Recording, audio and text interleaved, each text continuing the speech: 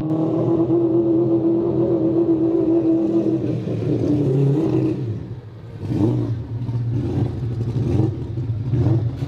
is the night of the race. This isn't the big race, this is just a half-mile race, so it's just me racing myself. Almost in video games where you have like the ghost character, I know how fast I went before, and my goal is to go faster than that. It is not as stressful as it was for the big race, and I think some of you guys are figuring out what that race is. This is a lot more polished, but yet it's not completely polished, it's still a pink hood. So there's a lot of things I couldn't get done, but the energy's up, it's a little intense. I still have to take this thing 200 miles an hour, so I'm obviously stressed out because my life's on the line. The other part is I don't do mornings, and I need to be at the driver's meeting at 7 in the morning, 4 hours from here. So 7 o'clock now, I would have to go to bed now to get 8 hours of sleep to even just leave at 3 in the morning. We still have to load the car, all that. That's not happening. So I need some sleep, but we'll juggle and we'll see how far we get.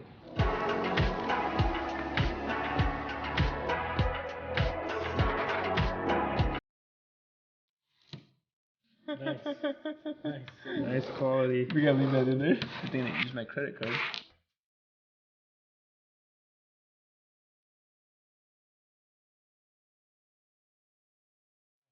This is the best way to spend the pre-race day tune-up. Get all my Valvoline stuff ready to go. Alien blood and coolant.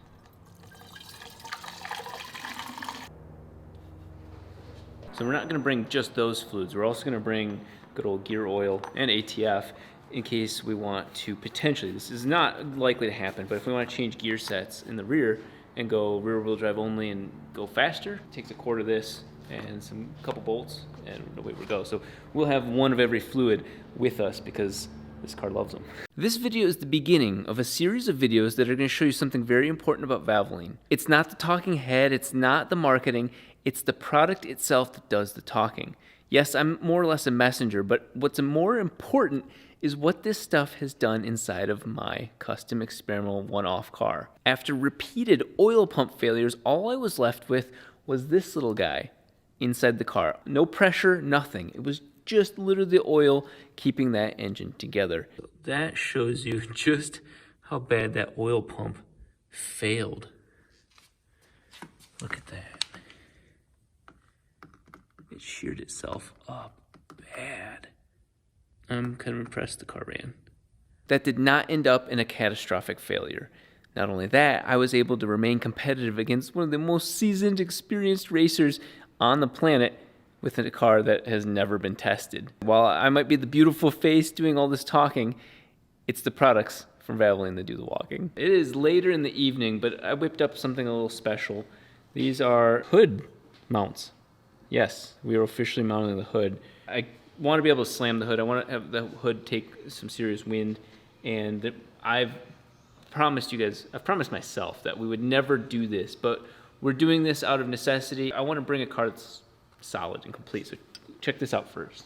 I hate the traditional hood latches. This will not be on the car in the final body version, but this is that version where it pops in and you pop the pimple and it pops back out. Andrew needs to make this a little bit larger. Once we get that enlarged, these will go in. I'm actually gonna mount this first, 5 inches over and 3 inches up from the headlight, so that way it's consistent when we go to cut the hood. So with this in here, I added these in just to really make this thing rigid.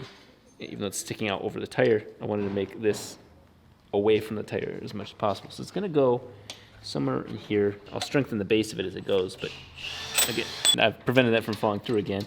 And it's gonna end up sitting somewhere like this. I'll reinforce it further here, but we'll have a consistent distance from the fender over and from the headlight up. So that way both sides look right when you're looking at this thing. I don't want the cross-eyed or whatever. So something like that. That one's gonna be the harder one. So we're gonna measure exactly how far over and up it can go. Tack that one in, match this one on this side, drop the hood down, watch where this ball hits the hood, and drill that area out. From the center of that to that ended up being exactly 5.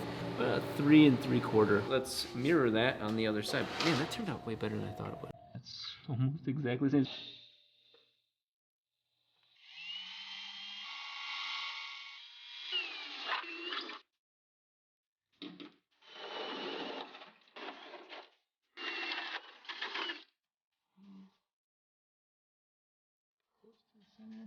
You can see it right there, and this would just go in like so. This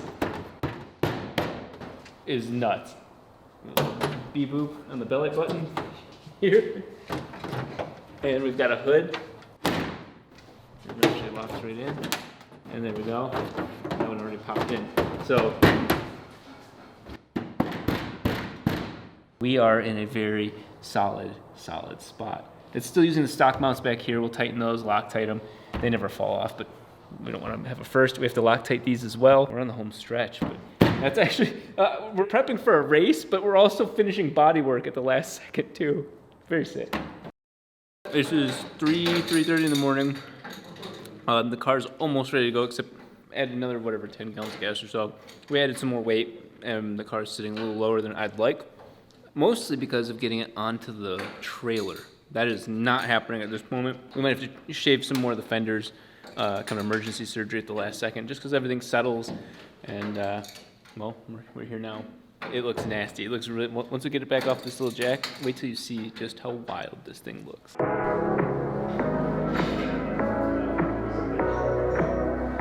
Let's see what this thing looks like finally, without any obstructions or anything.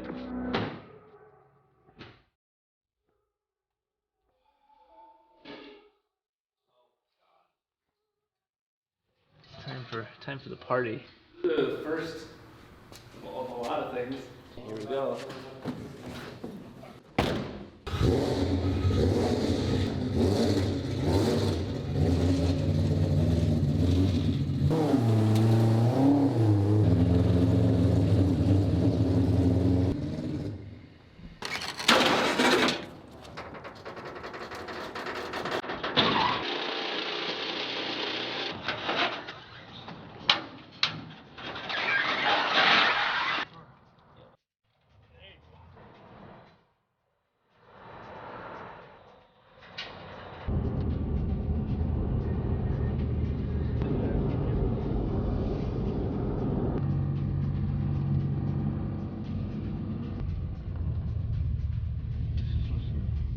Squeeze it right next to that 300ZX, man. I can do that. It's exactly where I was the last time. We are here. This is a familiar sight for me. I remember this very vividly. Same exact scenario. Minimal sleep, but it is not insanely hot, so I feel good. I might actually doze out for a little bit because everybody else got to sleep except for me. I'm the only person who didn't get to sleep. Every time I try to close my eyes, Isaiah would be like, so remember this thing? And then for 5 minutes, he's like, you know, I could almost fall asleep here while I'm driving. I'm like, oh, okay, I'm not gonna sleep. This is the 4-rotor officially at its first real event. Not a dyno, this is the real deal. My man. My buddies from Chuckle's Garage are here, and so they've got the nasty, triple compound, multiple turbo, supercharged, whatever it is, turbo diesel truck. It's absolutely nasty. We'll be seeing that a little bit in this video as well, but I'm gonna jump in the 4-rotor and we'll get it onto the ground.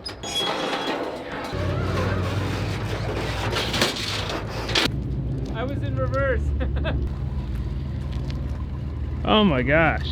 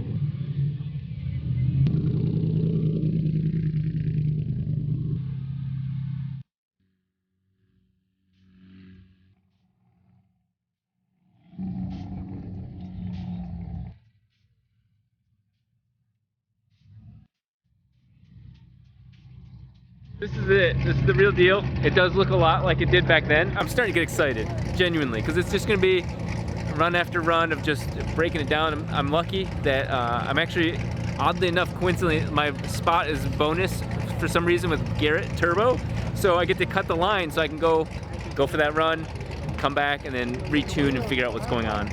Just like a couple years ago with the 3-rotor, a different number, but I have my door stickers. It's crazy. I'm actually going to be putting on this car. And then I also have window stickers, which are actually RFID tags, so it'll register the numbers and keep that with us. So this is very, very real. I'm going to put these on first. That one there. And opposite over here. There you go. Other than the Garrett sticker, that's the first like official sticker I ever put on this car. As you guys may have noticed, I'm wearing this. You guys keep asking for another sweater, and we'll start with this right now. Give him a spin. Oh, you want? There's a spin? Yeah. Oh, I see you. Yeah. So I always wanted a zip up, lighter piece. Got hats. We got a lot of really cool things, and I always say in the shop, firing on all rotors, like firing on all pistons or cylinders. That's what we're gonna try and do here. It is finally time to bust out the race equipped gear. I thought it was gonna be hot. Thankfully it's not summer. Just my color. I'm gonna change it to this real quick. Got extra room for my balls. This is like the first time I've ever had like really nice stuff. I'm gonna treat it good. I don't normally have nice stuff. I'm pretty nervous, honestly. This is definitely putting my life on the line in ways I've never done before, and I'm starting to really feel it. So I'm getting a little testy. I haven't slept at all. I tried sleeping in the truck, couldn't sleep. We're gonna put the windows up, and then I'm gonna connect the laptop in and warm her up a little bit, and then just go see what happens. My emotions are high. This is that moment before something crazy, good, bad, indifferent, something crazy is about to happen.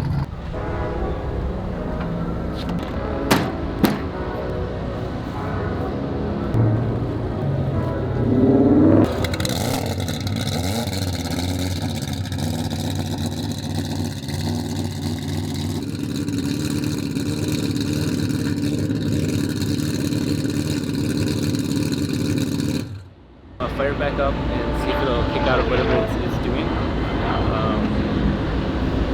That doesn't sound good. I'm only getting 20 pounds of oil pressure. I mean, I get low, but not that low. I'll fire it back up, but there's no weird noises going on.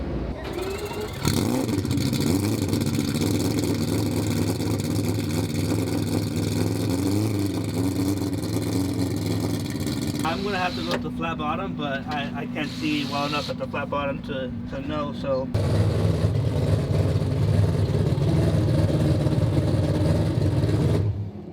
the sound we're hearing is definitely different sound.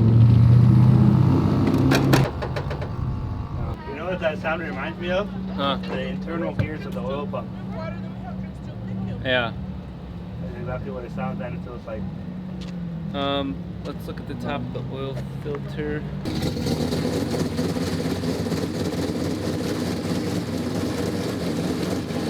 I think the oil pump actually might be fucked.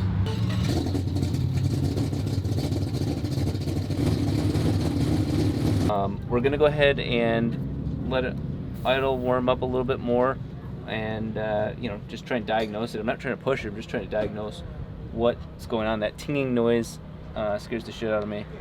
Lower than expected oil pressure, but we'll just diagnose and see what's going on.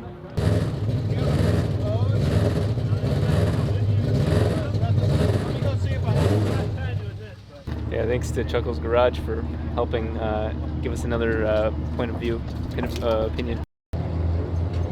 We're gonna go ahead and test it now that Isaiah and Mr. Chuckles himself have found that problem. So let's see what happens.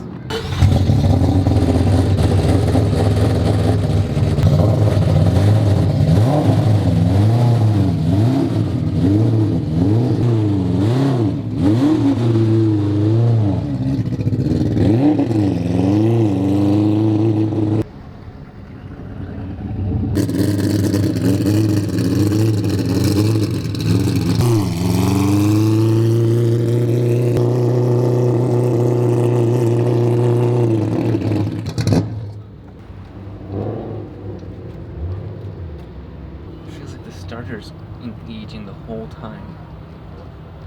When I was running really slow, the car went to die, and I felt like the starter was engaged, but it wasn't. But it felt like it. It didn't sound like that earlier this morning. It fired up. I think those bolts falling out. oil pressure's down, but not gone. The same 10 psi down. Yeah. Let's open it back up. Yeah, there's oil all on the bottom side of the pump. I think we just got fucked by the pump. There's always something crazy, right? Well, I'm telling you right now, we're not ending this video on a bad note. I can't. You guys know that if it's disappointing for you to watch a video expecting to see race results and not seeing it, if I care about the car, which is my absolute obsession, you know where I'm at too. But I want to show you what happened, and I'm going to show you how we're at this moment here. So, you know it's rare for me to talk negatively, but I talk honestly at all times. This is my old oil pump, and this is an external oil pump. The pump's here, this part's all like vacuum. By nature, I mean, this one I've torn apart trying to figure out what was wrong with it to begin with. I bought another one, they're $1,800 a piece. And these bolts are not bolts you touch. They're not things that you mess with. And in fact, I know you void the warranty if you even mess with them. So these are what vibrated off on the drive up. The car worked here, just simply riding in a trailer caused these bolts to back out. The leak was coming down from the very bottom here, and you couldn't see it because all the hoses are in the way. And so that weird noise you hear is actually this whole oil pump making horrible noises and then causing me a ton of headache. On top of that, though, had we stayed an hour or so and just cleared my mind, I was running on very little sleep, as you know. I also used these mounts, which are weird. I'm not a huge fan of this. One of the bolts had also shaken loose, and those are mine. So I'm not gonna say that 100% of the problems. I mean, this is just bad business. I'm very disappointed with Peterson. This is now the second pump I've had, and had a variety of problems with them, and their customer service is really bad, by the way. I'm not sponsored by them, and I was calling to buy things, and the guy was a complete dick to me. So I hate to say it, but you know that you reap what you sow. And in this case, this bolt though was me. Like I'm not gonna try and make it sound like rage against Peterson oil pump. The clinking was also because of this bolt was loose, and so I have 3 bolts on this. They were not Loctited. They weren't anything. So I have, as some of you may already guess, or may have already seen by the time this video airs, a massive race Thursday. And a lot of you are guessing what it is. And my heart's just been pounding away. Now you guys know why my heart's been pounding on my chest for the last couple months.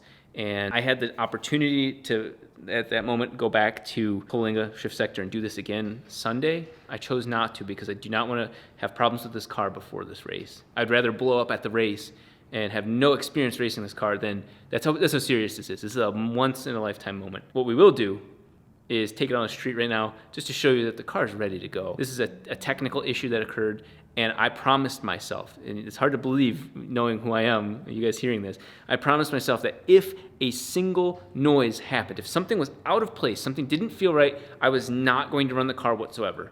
And thank God I didn't, because this thing would have slipped. The belt was slipping because this whole thing was bending internally, and I wouldn't have been building oil pressure and would have blown the whole motor. So thank God I trusted and promised myself I would do that. And the guys heard me. I was in a bad mood, obviously, but I was like, I'm not running it. I'm not running it. At least I'm here telling you that I had a problem instead of saying, hey, I've destroyed the car.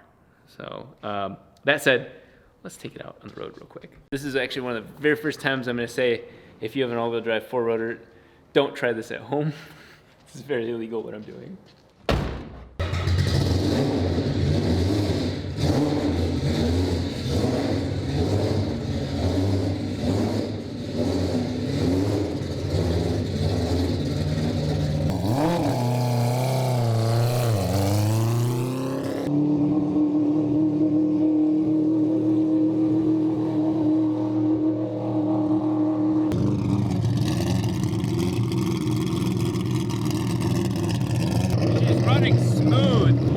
Pressure, temperature, everything, it feels so solid. I don't know what it looks like for you guys, but we actually have lights. Yeah, it looks sick. Does it? Oh, this is the first time we've done that.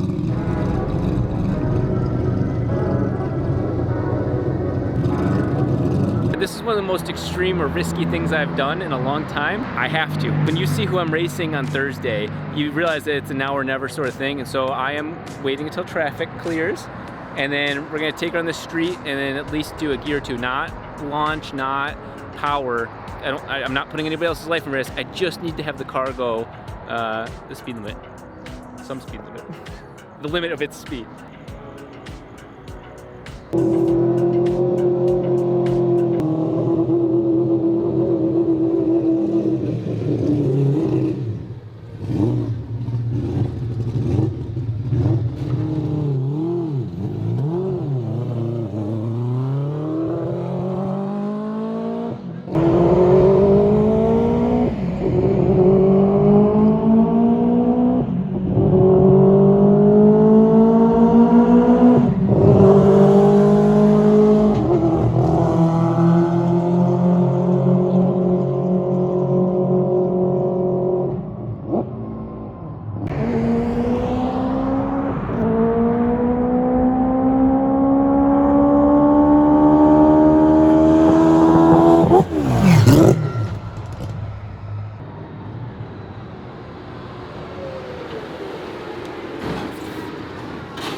How was that? Okay, that is nasty.